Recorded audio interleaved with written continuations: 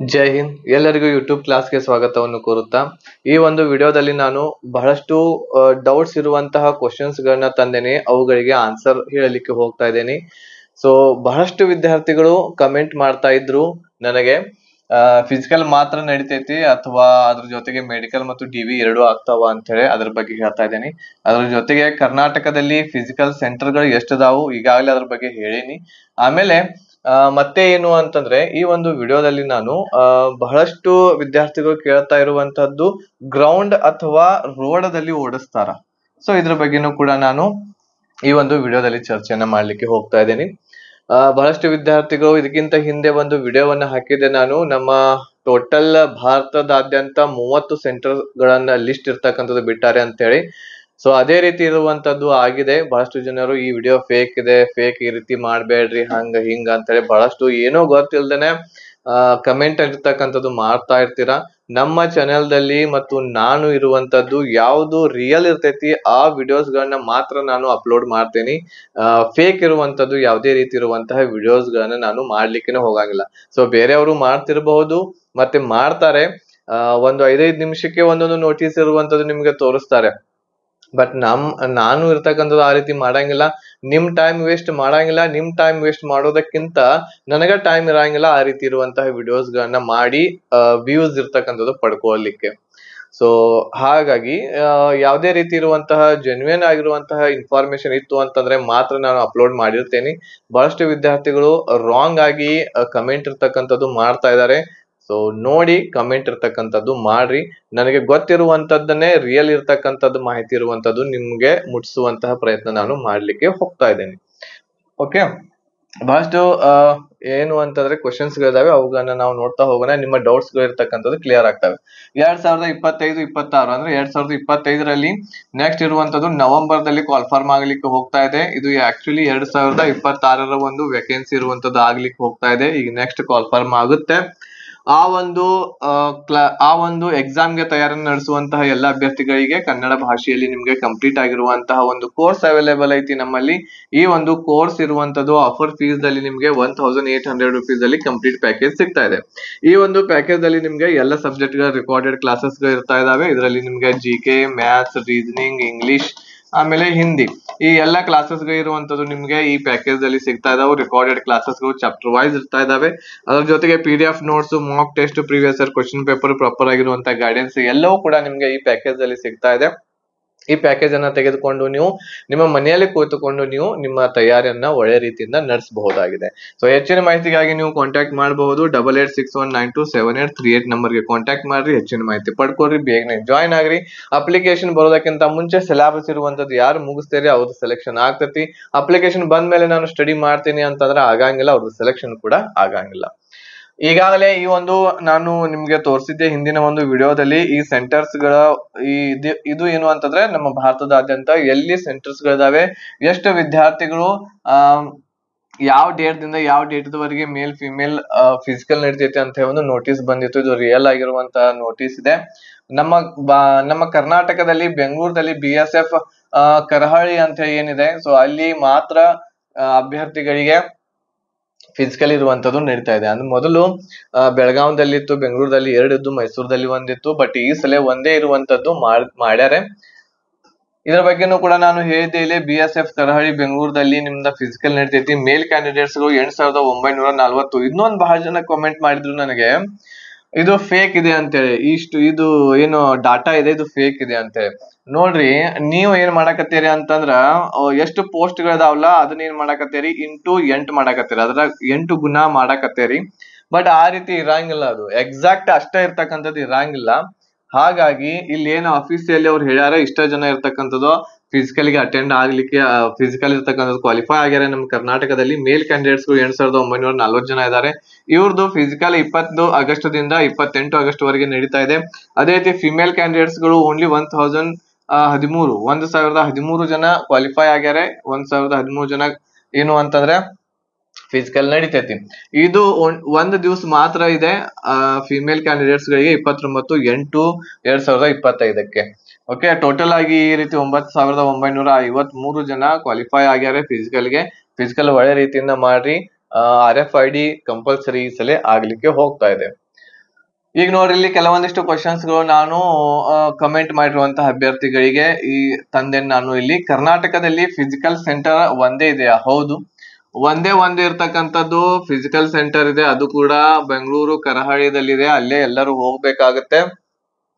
ಬೆಂಗಳೂರದೊಳಗೆ ಹೋದ್ರಿ ಅಂತಂದ್ರ ಬೆಂಗಳೂರಿಗೆ ಹೋಗಿ ಅಲ್ಲಿಂದ ನಿಮ್ಗೆ 1.5 ಗಂಟೆ ಬೇಕಾಗುತ್ತೆ ಸೆಂಟರ್ಗೆ ರೀಚ್ ಆಗ್ಲಿಕ್ಕೆ. ಕೆಲವೊಬ್ಬರದು ಬೆಳಗಿನ ಜಾವ 4 ಗಂಟೆಗೆ ರಿಪೋರ್ಟಿಂಗ್ ಟೈಮ್ ಐತಿ, ಕೆಲವೊಬ್ಬರದು 5 ಇದೆ, ಕೆಲವೊಬ್ಬರದು 6 ಗಂಟೆ ಕೊಟ್ಟಿದ್ದಾರೆ. ಅದಕ್ಕಿಂತ ಮುಂಚೆನೆ ಒಂದು ದಿವಸ ಮುಂಚೆ ನೀವು ಅಲ್ಲಿ ಹೋಗಬಹುದು. ಅಲ್ಲಿ ಫಿಸಿಕಲ್ ಸೆಂಟರ್ಗೆ ಹೋದಾಗ ನಿಮ್ಗೆ ರೂಮ್ ಗಳ ವ್ಯವಸ್ಥೆ ಇರ್ತಕ್ಕಂಥದ್ದು ಐ ಥಿಂಕ್ ಮಾಡ್ಯಾರ ಅನ್ಸುತ್ತೆ ಅವರು. ಅಲ್ಲಿ ರೂಮ್ ಅನ್ನು ಕೂಡ ನಿಮ್ಗೆ ಕೊಡ್ತಾರೆ. ಅಲ್ಲಿ ನೀವು ಇರಬಹುದಾಗಿದೆ. ಒಂದ್ಸಲ ಕನ್ಫರ್ಮ್ ಮಾಡ್ಕೊಂಡು ಹೋಗ್ಬೇಕು ಅಲ್ಲಿ. ಓಕೆ, ಬಟ್ ಒಂದ್ ದಿವಸ ಮುಂಚೆನೆ ಏನ್ ಮಾಡ್ಬೇಕು ಅಂತಂದ್ರೆ ನೀವು ಫಿಸಿಕಲ್ ಸೆಂಟರ್ಗೆ ಹೋಗ್ಬೇಕಾಗುತ್ತೆ. ಯಾಕಂದ್ರೆ ಬೆಳಗಿನ ಜಾವ ನೀವು ರಿಪೋರ್ಟಿಂಗ್ ಮಾಡೋದ್ರಿಂದ ಅಲ್ಲಿ ನೀವು ಬೇಗ ಹೋಗ್ಬೇಕಾಗುತ್ತೆ. ಒಂದೇ ಒಂದು ಸೆಂಟರ್ ಐತಿ ನಮ್ ಕರ್ನಾಟಕದಲ್ಲಿ. ಈ ಸಲ RFID ಆಗುತ್ತಾ? ಎಸ್, 100% ಈ ಸಲ RFID ಒಳಗ ಆಗ್ತೈತಿ. RFID ಯೂಸ್ ಮಾಡ್ತಾರೆ. RFID ದಿಂದ ನಿಮ್ಮ ರನ್ನಿಂಗ್ ಇರ್ತಕ್ಕಂಥದ್ದು ನೋಡ್ತಾರೆ ಅವರು. 0.01 ಸೆಕೆಂಡ್ ಕೂಡ ನೀವು ಲೇಟ್ ಮಾಡಿದ್ರಿ ಅಂತಂದ್ರೆ ನೀವು ಡಿಸ್ಕ್ವಾಲಿಫೈ ಆಗ್ತೀರಿ.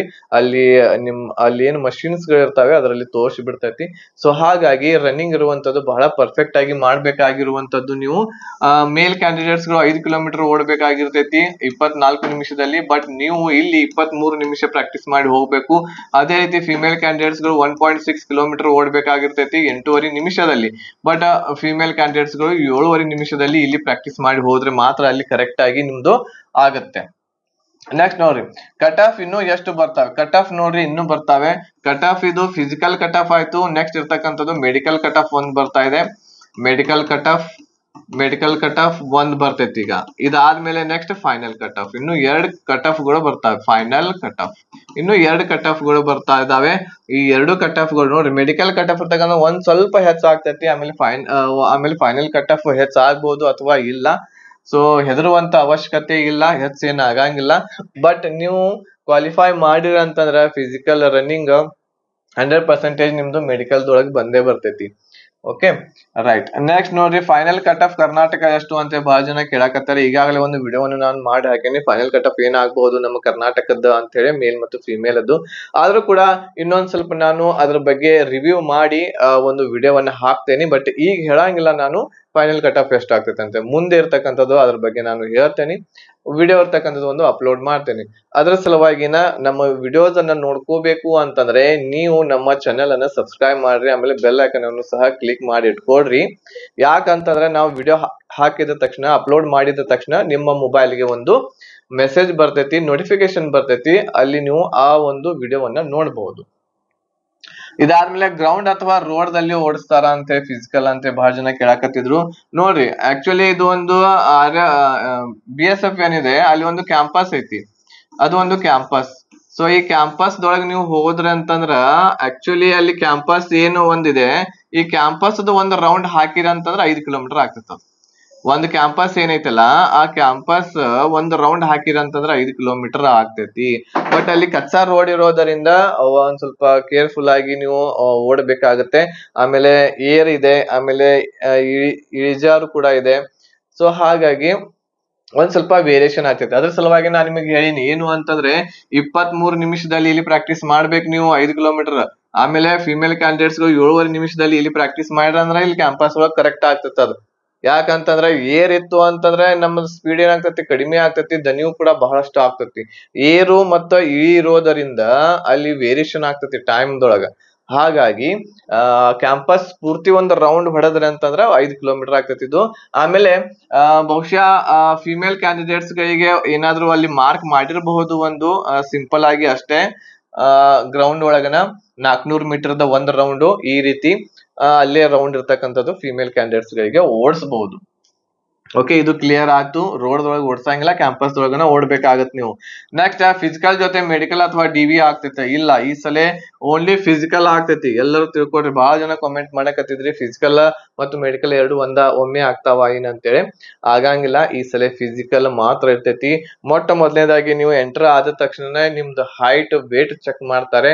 ಹೈಟ್ ದೊಳಗೆ ಏನಾದ್ರೂ ಒಂದ್ ಸ್ವಲ್ಪನೂ ಕೂಡ ನೀವು ಕಡಿಮೆ ಇದ್ರಿ ಅಂತಂದ್ರೆ ಅಲ್ಲೇ ಡಿಸ್ಕ್ವಾಲಿಫೈ ಮಾಡ್ತಾರೆ. ಅಲ್ಲಿಂದ ಅಲ್ಲೇ ಹೊರಗ ನಿಮ್ಗ ಕಳ್ಸಿ ಬಿಡ್ತಾರೆ, ಒಳಗನ ತಗೊಳಂಗಿಲ್ಲ ಅವ್ರು.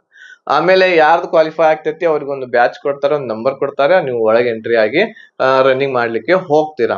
ಆಮೇಲೆ ವೇಟ್ ಅದು ಬಹಳ ಜನ ಕೇಳಾಕತ್ತಿದ್ರಿ, ವೇಟ್ ಪ್ರಾಬ್ಲಮ್ ಆಯ್ತು ಅಂತಂದ್ರೆ ಡಿಸ್ಕ್ವಾಲಿಫೈ ಮಾಡ್ತಾರೆ ಏನಂತೆ. ಹಾಗೇನು ಇನ್ನೂವರೆಗೂ ಅಂತೂ ಮಾಡಿಲ್ಲ, ಬಟ್ ಈ ಸಲ ಏನ್ ಮಾಡ್ತಾರ ಗೊತ್ತಿಲ್ಲ. ಬಟ್ ವೇಟ್ ನಿಮ್ಮ ಹೈಟ್ ಗೆ ತಕ್ಕಂಗ ಇರ್ಬೇಕಾಗುತ್ತೆ. ಫಿಮೇಲ್ ಕ್ಯಾಂಡಿಡೇಟ್ಸ್ ಗಳು 45 kg ಹೆಚ್ಚಿದ್ರೆ ನಡೆಯುತ್ತೆ. ಆಮೇಲೆ ಬಹಳ ಓವರ್ ಆಗಿದ್ರು ಕೂಡ ನಿಮ್ಮ ಏಜ್ ಗೆ ಏನು ಅಂತಂದ್ರೆ ಪ್ರಾಬ್ಲಮ್ ಆಗೇ ಆಗ್ತೈತಿ. ಹಾಗಾಗಿ ಒಂದ್ ಸ್ವಲ್ಪ ಏನು ಅಂತಂದ್ರೆ ವೇಟ್ ಅಷ್ಟೇನು ಪ್ರಾಬ್ಲಮ್ ಆಗಂಗಿಲ್ಲ. ವೇಟ್ ಅದ ಟೆನ್ಷನ್ ಮಾಡ್ಕೊಳಕ್ ಹೋಗ್ಬೇಡ್ರಿ. ಬಟ್ ಹೈಟ್ ಇರ್ತಕ್ಕಂಥದ್ದು ಕಂಪಲ್ಸರಿ ನಿಮ್ದು ಕರೆಕ್ಟ್ ಆಗಿ ಇರ್ಲೇಬೇಕು. ಹೈಟ್ ಇರ್ಲಿಲ್ಲ ಅಂತಂದ್ರೆ ಡಿಸ್ಕ್ವಾಲಿಫೈ ಮಾಡ್ತಾರೆ, ರನ್ನಿಂಗ್ ಒಳಗ್ ಕರ್ಕೊಳಂಗಿಲ್ಲ. ಮೆಡಿಕಲ್ ಆಮೇಲೆ ಈ ಮೆಡಿಕಲ್ ಮತ್ತು ಡಿವಿ ಎರಡು ಒಟ್ಟಿಗಿನ ಆಗ್ತವೆ. ಈ ಫಿಸಿಕಲ್ ದಲ್ಲಿ ಯಾರು ಸೆಲೆಕ್ಟ್ ಆಗ್ತೇರಿ ಒಂದ್ ಕಟ್ ಆಫ್ ಬರ್ತೈತಲ್ಲ, ಮೆಡಿಕಲ್ ಕಟ್ ಆಫ್ ಅಂತ ಹೇಳ್ತೇವೆ ನಾವು ಅದನ್ನ, ಮೆಡಿಕಲ್ ಮತ್ತು ಡಿವಿ ಕಟ್ ಆಫ್. ಈ ಕಟ್ ಆಫ್ ದೊಳಗೆ ಯಾರು ಸೆಲೆಕ್ಷನ್ ಆಗ್ತೇರಿ ಅವಾಗ ಅವ್ರದ್ದು ಮೆಡಿಕಲ್ ಮತ್ತು ಡಿವಿ ಎರಡು ಒಂದೇ ಸಲ ಆಗ್ತಾವು. ಅಲ್ಲಿ ನೀವು ಓಕೆ ಆದ್ರಿ, ಪಾಸ್ ಆದ್ರಿ ಅಂತಂದ್ರೆ ಫೈನಲ್ ಕಟ್ ಆಫ್ ಒಂದ್ ಬರ್ತೈತಿ. ಓಕೆ, ಸೊ ಇವಿಷ್ಟು ಕ್ವಶನ್ಸ್ ಗಳು ಇದ್ದು ನಾವು ನಿಮ್ ಜೊತೆಗೆ ಹಂಚ್ಕೋಬೇಕಂತ ಈ ಒಂದು ವಿಡಿಯೋವನ್ನ ಮಾಡಿದೆ.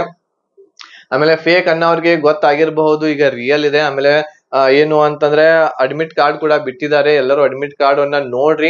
ಅಡ್ಮಿಟ್ ಕಾರ್ಡ್ ನೋಡ್ರಿ, ನಿಮ್ಮ ಫಿಸಿಕಲ್ ಯಾವಾಗ ಐತೆ ಅಂತ ಹೇಳಿ ನೀವು ನೋಡ್ಕೋಬಹುದು. ಈಗ ನಿಮ್ಮ ಫಿಸಿಕಲ್ ಕಿಂತ 5 ದಿವಸ ಮುಂಚೆನೆ ಏನು ಅಂತಂದ್ರೆ ನಿಮ್ಮ ಅಡ್ಮಿಟ್ ಕಾರ್ಡ್ ಇರುವಂತದ್ದು ಡೌನ್ಲೋಡ್ ಆಗ್ತೈತಿ. ಅಲ್ಲಿವರೆಗೆ ಡೌನ್ಲೋಡ್ ಮಾಡಕ್ ಬರಂಗಿಲ್ಲ. ಬಟ್ ಡೇಟ್ ನೋಡಬಹುದು ನೀವು, ಎಲ್ಲಿ ಪ್ಲೇಸ್ ಐತಿ, ಆಮೇಲೆ ಯಾವ ಡೇಟಿಗೆ ಐತಿ, ಎಷ್ಟು ರಿಪೋರ್ಟಿಂಗ್ ಟೈಮ್ ಐತಿ ಅದನ್ನ ನೋಡಬಹುದು. ಬಟ್ ಅದನ್ನ ಡೌನ್ಲೋಡ್ ಮಾಡ್ಕೊಳಕ್ ಬರಂಗಿಲ್ಲ. ಓಕೆ, ಈಗ ಉದಾಹರಣೆಗೆ ನಿಮ್ದು 28ನೇ ತಾರೀಕಿಗೆ ಇದೆ ಅಂತಂದ್ರೆ ನೀವು 24 ಅಥವಾ 25ನೇ ತಾರೀಕಿಗೆ ಬಿಡ್ತಾರೆ ಅಡ್ಮಿಟ್ ಕಾರ್ಡ್, ಅವಾಗ ನೀವು ಡೌನ್ಲೋಡ್ ಮಾಡ್ಕೋಬಹುದು. ಓಕೆ, 5 ಅಥವಾ 4 ದಿವಸ ಮುಂಚೆ ಅಡ್ಮಿಟ್ ಕಾರ್ಡ್ ಬಿಡ್ತಾರೆ, ಅವಾಗ ಡೌನ್ಲೋಡ್ ಮಾಡ್ಕೊಂಡು ನೀವು ಹೋಗ್ಬೇಕಾಗ್ತೈತಿ. ಆಮೇಲೆ ಈಗ ಫಿಸಿಕಲ್ ಗೆ ಏನೇನ್ ತಗೊಂಡ್ ಹೋಗ್ಬೇಕು ಅಂತ ಹೇಳಿ ಬಹಳಷ್ಟು ಜನರದ್ದು ಅದು ಕೂಡ ಒಂದಿದೆ. ಫಿಸಿಕಲ್ ಗೆ ನೀವು ಮೊದಲನೇದಾಗಿ ಅಡ್ಮಿಟ್ ಕಾರ್ಡ್ ತಗೊಂಡ್ ಹೋಗ್ತೀರಿ. ಆಮೇಲೆ ಐಡೆಂಟಿ ಕಾರ್ಡ್ ಒಂದ್ ತಗೊಂಡ್ ಹೋಗ್ಬೇಕಾಗ್ತೈತಿ. ಐಡೆಂಟಿ ಕಾರ್ಡ್ ಅಂತಂದ್ರೆ ಯಾವ್ದಾಗಿರ್ಬಹುದು, ಅದು ಆಧಾರ್ ಕಾರ್ಡ್ ಆಗಿರ್ಬಹುದು, ಆಧಾರ್ ಕಾರ್ಡ್ ಅಥವಾ ನಿಮ್ಮ ಪ್ಯಾನ್ ಕಾರ್ಡ್ ತಗೊಂಡು ಹೋಗ್ಬಹುದು, ಅಥವಾ ನಿಮ್ಮ ಕಾಲೇಜ್ ID ಯಾವ್ದಾದ್ರು ಇತ್ತಂದ್ರ ಅದನ್ನು ಕೂಡ ತಗೊಂಡು ಹೋಗ್ಬಹುದು. ಇವು ಕಂಪಲ್ಸರಿ. ಆಮೇಲೆ ಇನ್ನೊಂದೇನು ಅಂತಂದ್ರೆ 4 ರಿಂದ 6 ಫೋಟೋಸ್, ಬಹಳ ಮಾಡಿ 8 ಫೋಟೋಸ್, ಪಾಸ್ಪೋರ್ಟ್ ಸೈಜ್ ಇರುವಂತದ್ದು ಫೋಟೋಸ್ ಗಳನ್ನ, ಕಲರ್ ಫೋಟೋ, ಇತ್ತೀಚಿನ 8 ಫೋಟೋಸ್ ಗಳನ್ನ ತಗೊಂಡ್ ಹೋಗ್ರಿ. ಇವಂತೂ ಕಂಪಲ್ಸರಿ ನೀವು ತಗೊಂಡ್ ಹೋಗ್ಲೇಬೇಕಾಗುತ್ತೆ. ಅದ್ರ ಜೊತೆಗೆ ನಿಮ್ಮ ಡಾಕ್ಯುಮೆಂಟ್ಸ್ ಇನ್ನಿತರ ಏನು ಮಾರ್ಕ್ಸ್ ಕಾರ್ಡ್ ಇದಾವೆ ಅವನು ಬಹುಶಃ ಅವೇನ್ ಚೆಕ್ ಮಾಡಂಗಿಲ್ಲ. ಬಟ್ ಆದ್ರೂ ಕೂಡ ನಿಮ್ಮ ಮಾರ್ಕ್ಸ್ ಕಾರ್ಡ್ ಆಗಿರ್ಬಹುದು, ಅದ್ರ ಜೊತೆಗೆ ಕಾಸ್ಟ್ ಇನ್ಕಮ್ ಆಗಿರಬಹುದು, ಅಂದ್ರೆ OBC SC ST ಆಗಿರಬಹುದು, ಎಲ್ಲ ಡಾಕ್ಯುಮೆಂಟ್ಸ್ ಗಳನ್ನ ತಗೊಂಡ್ ಹೋಗ್ರಿ. ಅದ್ರ ಜೊತೆಗೆ ಡೊಮೆಸಿಲ್ ಕೂಡ ಬಹಳ ಇಂಪಾರ್ಟೆಂಟ್ ಐತಿ, ಅದನ್ನು ಕೂಡ ತಗೊಂಡ್ ಹೋಗ್ರಿ. ಡೊಮೆಸಿಲ್ ಮೊದಲು ತಗೊಂಡ್ ಹೋಗ್ರಿ. ಎಲ್ಲಾ ಡಾಕ್ಯುಮೆಂಟ್ಸ್ ಗಳನ್ನ ನೀವು ತಗೊಂಡ್ ಹೋದ್ರಿ ಅಂತಂದ್ರ ಅಲ್ಲಿ ಏನಾದ್ರು ಕೇಳಿದ್ರ ಅಂತಂದ್ರ ಮತ್ ನಾ ತಂದಿಲ್ಲ, ಮನ್ಯಾಗ ಐತಿ, ಹಂಗೈತಿ ಅಂತ ಹೇಳ್ಕೊಂತ ಕೊಂಡ್ರಬೇಡ್ರಿ. ಅಲ್ಲಿ ಏನು ಕೇಳಂಗಿಲ್ಲ. ಅದ್ರ ಸಲುವಾಗಿ ಎಲ್ಲಾನು ತಗೊಂಡ್ ಹೋಗ್ರಿ. ಆಮೇಲೆ ಅಲ್ಲಿ ಚೆಕ್ ಮಾಡ್ರಿ ಅಂತಂದ್ರ ತೋರಿಸ್ರಿ, ಇಲ್ಲ ಅಂತಂದ್ರ ವಾಪಸ್ ಏನ್ ಮಾಡ್ರಿ ತಗೊಂಬರ್ರಿ. ನೆಕ್ಸ್ಟ್ DV ಇದ್ದಾಗ ಅವಾಗ ನೀವು ಅವುಗಳನ್ನ ತಗೊಂಡ್ ಹೋಗುವಂತಾರೆ. ಬಟ್ ಈಗಂತೂ ನೀವು ಅಡ್ಮಿಟ್ ಕಾರ್ಡ್ ತಗೋಬೇಕಾಗುತ್ತೆ, ಆಮೇಲೆ ಆಧಾರ್ ಕಾರ್ಡ್ ತಗೋಬೇಕು, ಆಮೇಲೆ ಅದ್ರ ಜೊತೆಗೆ ಫೋಟೋಸ್ ಗಳನ್ನ ತಗೊಂಡ್ ಹೋಗ್ಲೇಬೇಕು.